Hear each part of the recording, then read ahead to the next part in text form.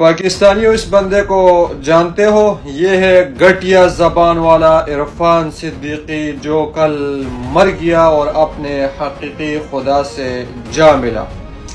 پیدائش سے لے کر اب تک ریاست کے لیے دلالی کرتے کرتے 9 مئی جیسے مظلوم لوگوں کو جو جیلوں کے اندر اور جن کی عزتیں تار تار کی گئی، ان کے لیے ایسے ایسے الفاظ استعمال کرتا تھا کہ ان کو لٹکانا چاہیے اور ان کو سزا دینی چاہیے، اور ریاست کی دلالی کرتے کرتے کل یہ مر گیا، اور اس کو اللہ نے موت والے دن ہی پاکستان میں اور قوم کے سامنے ذلیل کیا۔ کیوں اور کس وجہ سے؟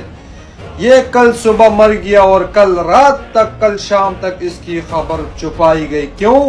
کیونکہ اجلاس ملتوی نہ ہو جائے، کیونکہ 27ویں آئینی ترمیم کے جو اجلاس ہے سینٹ میں وہ ملتوی نہ ہو جائے، وہ مؤخر نہ ہو جائے۔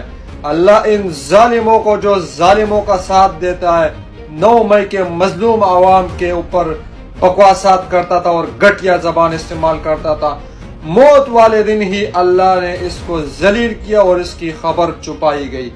اللہ ان کا حشر اور نشر بھی فرعونوں کے ساتھ کرے۔